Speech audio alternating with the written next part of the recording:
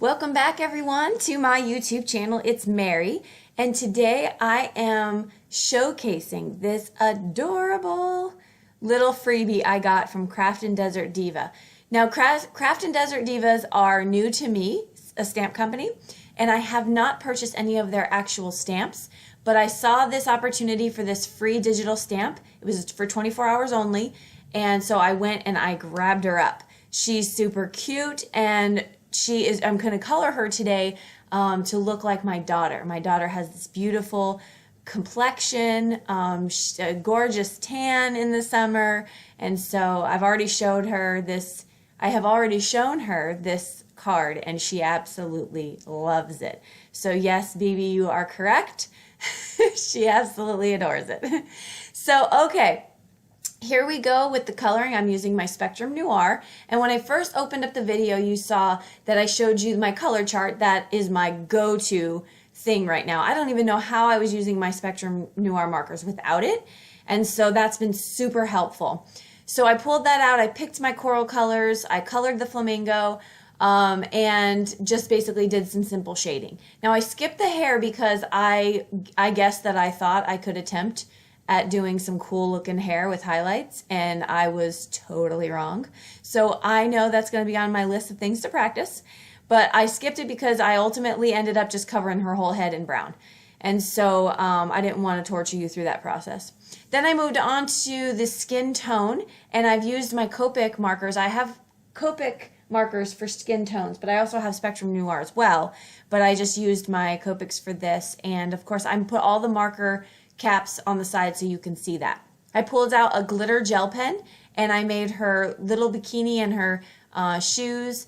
Now I call those shoes flip-flops. Do you call them thongs? Slippas? I know when I was in Hawaii they called them slippas. So anyway, just curious what you call them. Okay, so now I'm finishing up. Now I like chocolate mint chip ice cream, and so that's exactly what I'm making there, is some chocolate chip ice cream. And she is pretty much colored. I realized I forgot her mouth later on, so I fixed that. But to finish off this image, I cut her out and I covered the what is that called? The flamingo thing. What is that called? A floaty?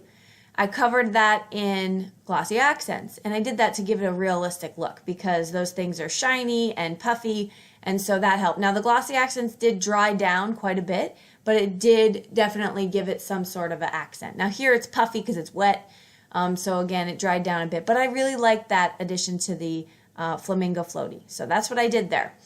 Alright, I'm going to make my waves now. So the waves were so much fun to make. I had these Lawn Fawn stitched waves, or border waves, and I've cut them out in 3 different sizes of wave.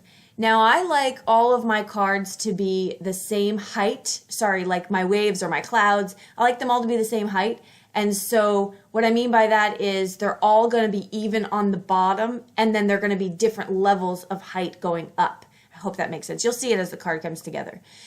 So I am going to color. I'm not going to show you all 3, but I do the same exact thing. I color first with Peacock feathers, and then I'm using Mermaid Lagoon. And that's just going to give a little bit of variance with the water. But I like the aqua color in the water. So then I've used my distress sprayer. I got some distress drops on there. And now I'm going to heat emboss the waves with super chunky, super thick embossing powder. Now, here's a tip. If you are going to want it to be smooth, you're going to need to do more than 1 layer. So if you want smooth water look, just do a couple layers of that and it'll be good, but heat it from the back. If you want it to look kind of like water droplets, then make sure your heat gun's hot, and then heat it from the front. And the reason that is when you heat it from the front, you're going to blow some of those chunks off. So although you'll make a mess, you'll kind of make it a little uneven, and that's the happy mistake that I got there. And that's kind of what happened in the end. So that's my tip there for the water, but if you want it to be a smooth surface, just do it more than once and all that embossing powder will melt together. Alright, so now I've taken one of those scrap pieces from my waves, and I'm going to use it as my cloud die stencil, I guess whatever you want to call it. And I'm giving my thing, the background here, some clouds. You've seen me do this with a cloud stencil. They have a cloud stencil you can buy, but I don't feel the need for it at this point. I'm just going to keep using what I have. And when I pick it up and show you a close-up, you'll see those clouds look really good. So it came out nice.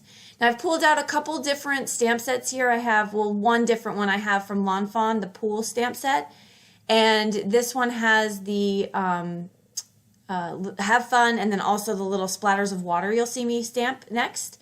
And then the sun came from the Hero Arts February card kit with the rain theme. And so I pulled that sun out and then colored that with some glitter pen.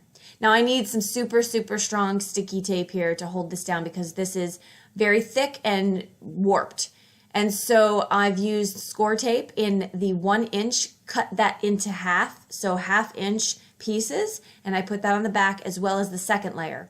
And then the third layer, I'm going to pop up with double 3M foam mounting tape. So that gives me a lot of dimension. She's being popped up with just one dimension, one layer of foam mounting tape.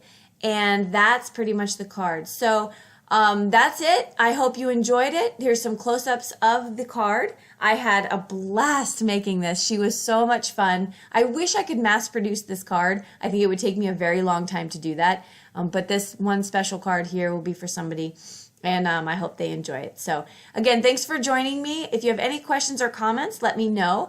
Also, if you're not following me on Instagram, at marymaidcrafts2@gmail.com, please do so because I post a lot of updates and randomness and pictures. And then I also have my Facebook page. So just look below, some other places you can find me. And we'll see you next time. Bye-bye.